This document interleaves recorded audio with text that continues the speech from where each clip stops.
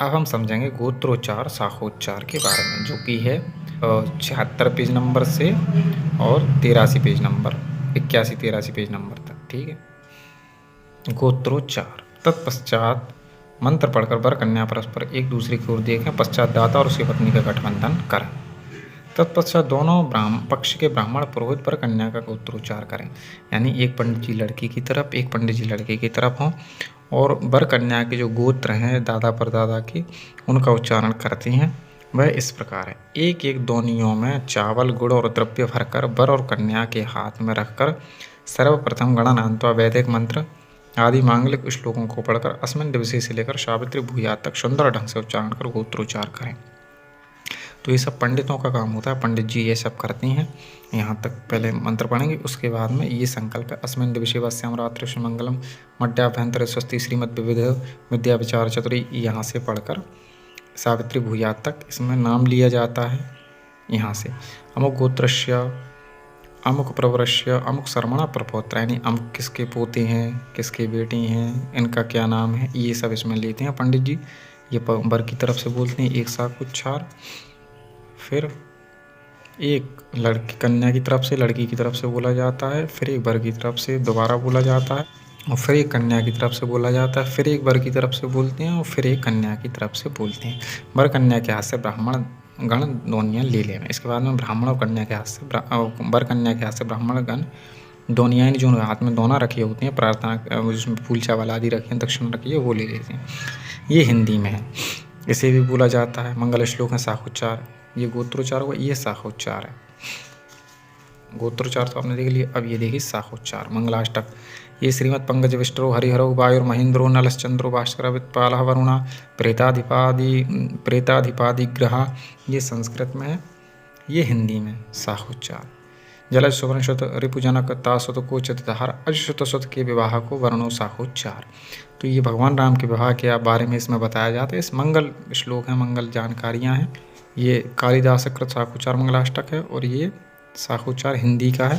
तो ज़्यादातर पंडितगण हिंदी वाले शाखोच्चार को ही बोलते हैं और ये हिंदी का है। और अगर आप लोगों को हिंदी के शाखोच्चार को सुनना हो तो आप कमेंट करके ज़रूर बता दें। वीडियो को अच्छा लाइक करें, कमेंट करके कहें तो मैं इस पर पूरे फुल शाखोच्चार पर एक वीडियो बनाऊँगा, जिसमें आपके लिए शाखोच्चार को पढ़ के बताऊँगा मैं और इसका अर्थ भी बताऊँगा।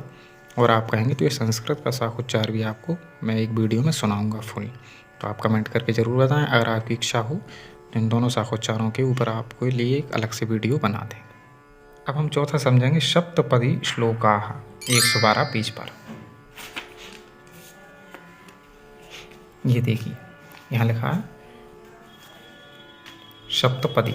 ततः आलेपने नोत्तरोत्तरत्कृत सप्तमण्डलेषु पूगीफलस्थेषु अक्षतपुञ्जेषु वा सप्तपदाक्रमणं वरः कारयति वक्ष्यमाणमन्त्रैः, यानी सप्तपदी। तदनंतर 7 जगह अक्षतपुंज यानी अक्षत की ढेरी, यानी 7 जगह पर छोटे छोटे चावल की ढेरियाँ बनानी है। चावल इकट्ठे करके छोटे छोटे रखना है। ढेरी पर सुपारी रखकर वर वधू के अंगूठे द्वारा क्रम से मंत्र पढ़कर 7 बार स्पर्श कराकर उस ढेरी को हटावें। ठीक है, यानी 7 जगह पर हमें चावल ढेरी रखना है, उस पर आटी रखना है और वर वधू के अंगूठे से, यानी लड़का या लड़की के अंगूठे से, जहाँ पर जो विधान है, कहीं कहीं पर लड़की से भी करवाती हैं, कहीं कहीं लड़का लड़की दोनों से करवाते हैं। 7 बार स्पर्श कराकर उस ढेरी को हटा दें।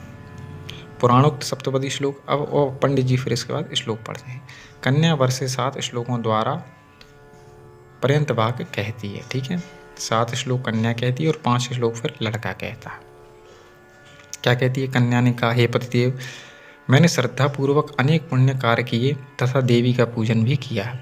इसी से आप पति रूप में हमें प्राप्त हुए हैं। आप निरंतर हमसे पूजनीय हैं। गृहस्थ आश्रम में सदा सुख दुख आते जाते रहते हैं, उसमें आप सदा शांत चित्त रहें, यह आपसे मेरी पहली मांग है। ये मांगे मांगती है कन्या लड़के से। हे स्वामी, अब से आप बावली, कूप, तालाब आदि का निर्माण, यज्ञ, यात्रा, उत्सव आदि समस्त कार्य मेरी अनुमति के बिना ना करें। इस प्रकार कन्या अंगूठे से दूसरी सुपारी हटाकर कहे। तो ये एक एक वाक्य कहकर भी हटा सकते हैं। हे पतिदेव, व्रत उद्यापन आदि करना स्त्रियों का स्वभाव धर्म है।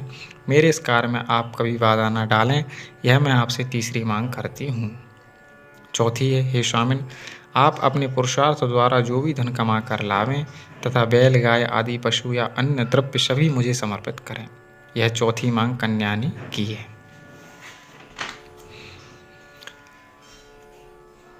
हे पतिदेव, आज से आप हाथी घोड़े आदि पशुओं का खरीदना या बेचना बिना हमसे पूछे ना करें। कन्या इस पांचवें वाक्य द्वारा कहती है।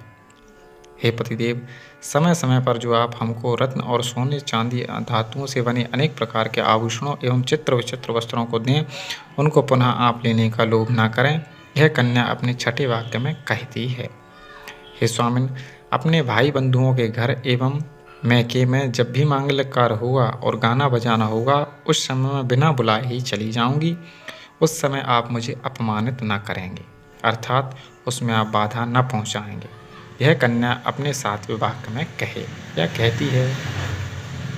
इस प्रकार वर भी पर्यंत 5 श्लोकों से कहे। तो ये सब पंडित जी कहते हैं, श्लोक भी पढ़ना होता है तो आप केवल हिंदी में समझते जाएं। वर ने कहा, उसके बाद में लड़का कहता है, लड़की के बाद में 5 वाक्यों को लड़का कहता है। हे प्रिय, मेरे घर पर रहने के समय क्रीड़ा, हंसी मजाक, पाउडर, लिपस्टिक आदि से शरीर सजाना, सामाजिक कार्य, देव दर्शन आदि हास प्रयास, दूसरे के घर जाना आदि कार्य करो, किंतु पति के परदेश चले जाने पर आने तक पतिव्रता स्त्री को पूर्वोक्त कार्यों को नहीं करनी चाहिए। इसलिए मैं भी तुमको उपर्युक्त नियमों का पालन करने हेतु सदा सचेष्ट रहने के लिए उपदेश देता हूँ। हे देवी, तुम्हारे साथ इस मेरे विवाह में भगवान विष्णु, अग्नि, ब्राह्मण गण, बंधु बांधवगण और 5वें सूर्य या ध्रुव नक्षत्र साक्षी के रूप में हैं।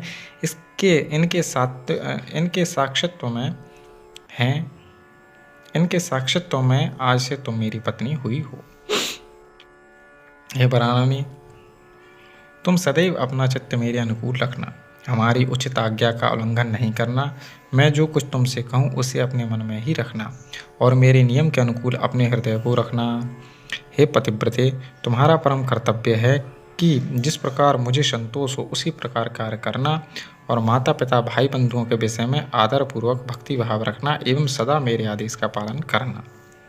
हे सुमुखी, पत्नी के बिना गृहस्थ आश्रम धर्म का पालन नहीं हो सकता, अतः तुम मेरी विश्वास पात्र वामांगी एवं स्वधर्मिणी बनो। उन 5 श्लोकों को वर अथवा उसके आचार्य कहें, यानी लड़का कहे या पंडित जी कहें, तो ज़्यादातर ये पंडित जी ही कहते हैं।